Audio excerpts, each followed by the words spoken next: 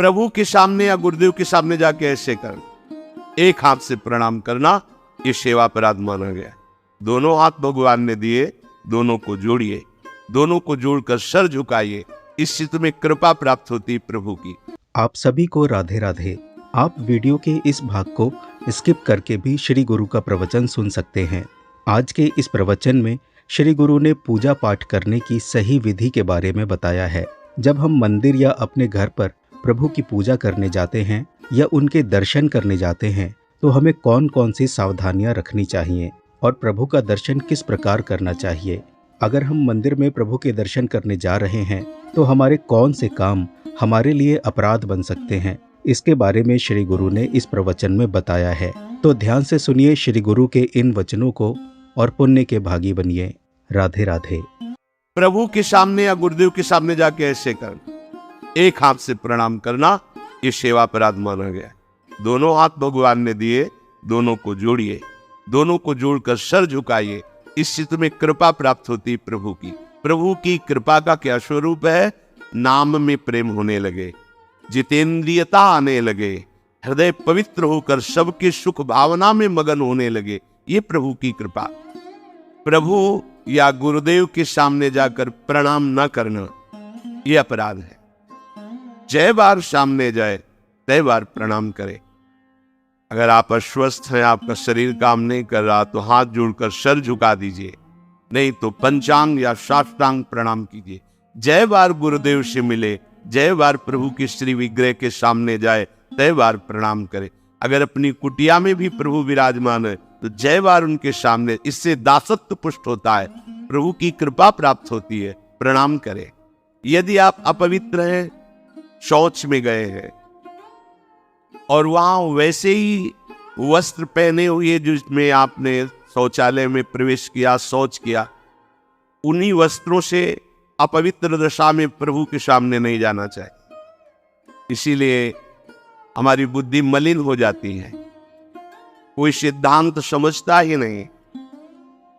जो शौचालय है उसमें उतने ही वस्त्र पहन कर जाए जितने हम धो सकते हैं। अगर आपको बार बार शौच लग रही है तो आप कमर से जरूर स्नान करें, यहां से हाथ धो लीजिए, कुल्ला कीजिए, नाक, आंख, कान, इन छिद्रों को पवित्र कीजिए।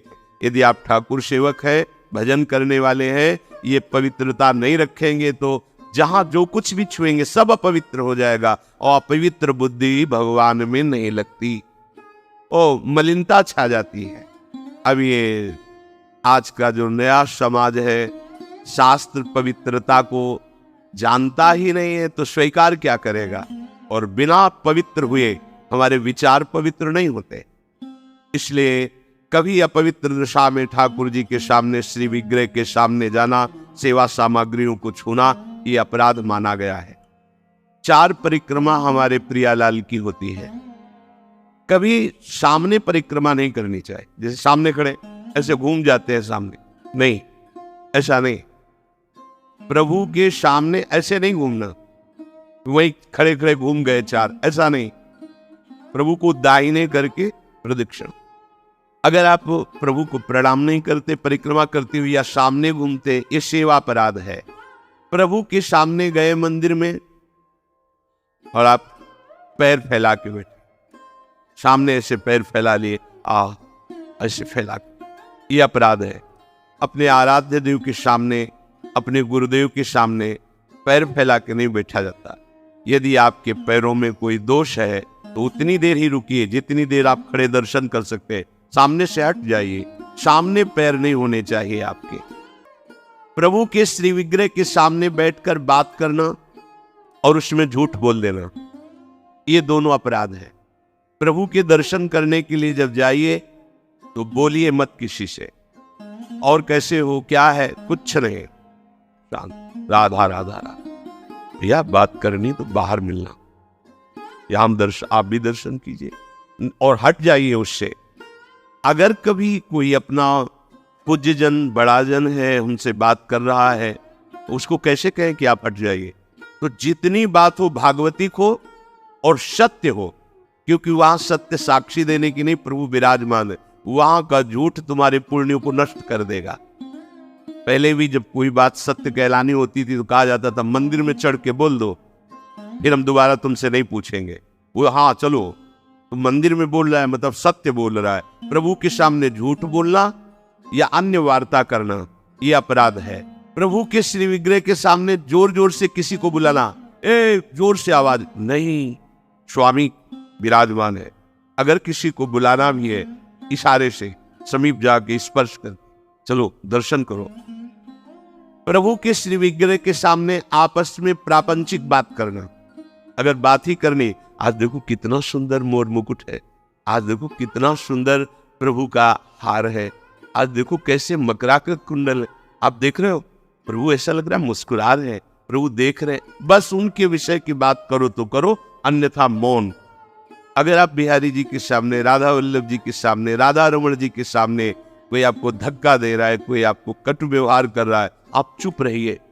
आपको प्रतिकार नहीं करना, मालिक है वो देख रहे हैं, बिल्कुल शांत रहिए। बहुत बड़ा हिसाब हो जाएगा आपका, जन्म जन्मांतरों के अशुभों का नाश हो जाएगा। और अगर लौट कर आपने गाली दे दी और थप्पड़ मार दिया तो ये कलह आपके पुण्यों का नाश कर देगी। बहुत सावधानी से भगवत दर्शन किए जाते हैं। प्रभु के श्री विग्रह के सामने किसी को किसी भी प्रकार से पीड़ा देने की भावना कर लेना, भावना भी नहीं करनी पीड़ा देने की, प्रगट में देने की तो बात जाने दो। नहीं, प्रभु मानो आपने को कोई पीड़ा पहुंचा है तो प्रभु आप सर्व सामर्थ्यशाली, इसकी बुद्धि शुद्ध कर दो, इसका मंगल हो जाए।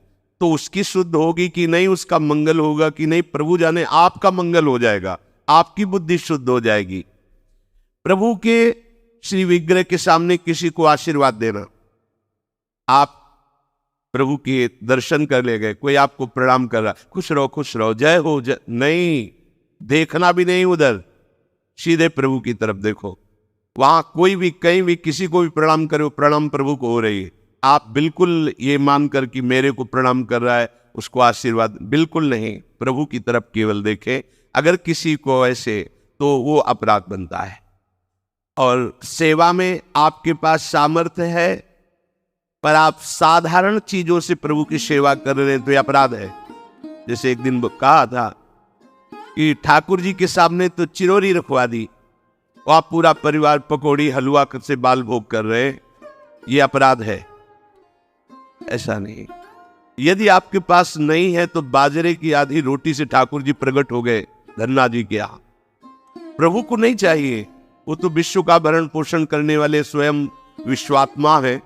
पर यदि आपके पास है तो उत्तम भोग लगाइए, उत्तम उपचारों से प्रभु की सेवा कीजिए।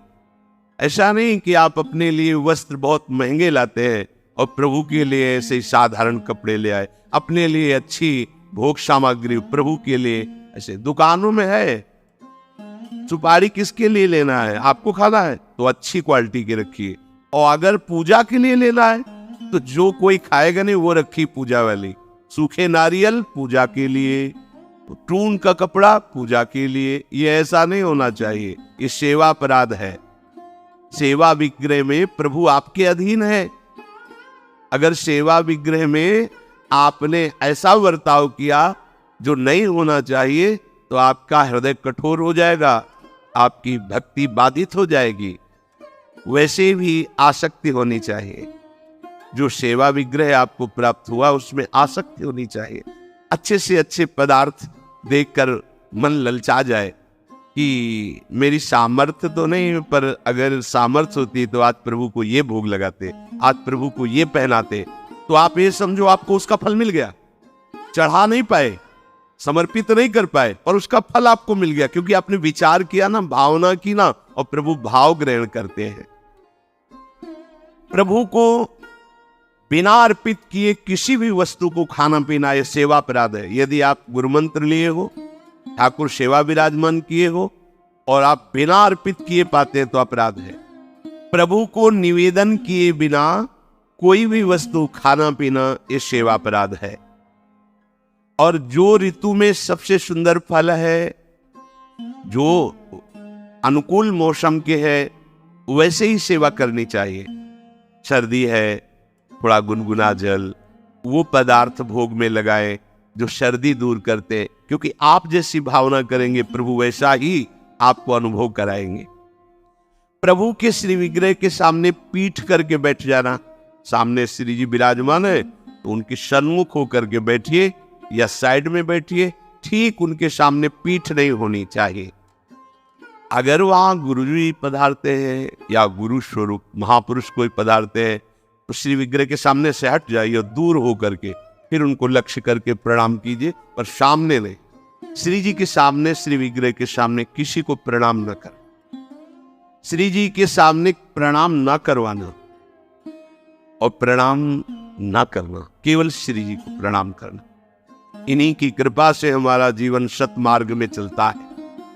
वो आपसे सच्ची कहते हैं, ये हमारे प्रभु राधा वल्लभ लाल जी, बांके बिहारी लाल जी, राधा रमन लाल जी, ये मूर्तिकार की रचना नहीं, साक्षात प्रिया प्रीतम है। हमारी भावना नहीं बन पा रही इसीलिए, नहीं तो इनके इशारे होते हैं, ये मुस्कुराते हैं और जो आप बात करोगे उसका उत्तर आपको मिल जाएगा, आपके ही हृदय में बैठकर उत्तर दे देंगे। कई बार ऐसी प्रभु की तरफ से इशारे होते हैं कि साक्षात प्रभु विराजमान है, बस आपकी भावना जाकी रही, भावना जैसी प्रभु मूर्ति देखी तिन तैसी। आप सभी ने श्री गुरु का ये सुंदर प्रवचन सुना।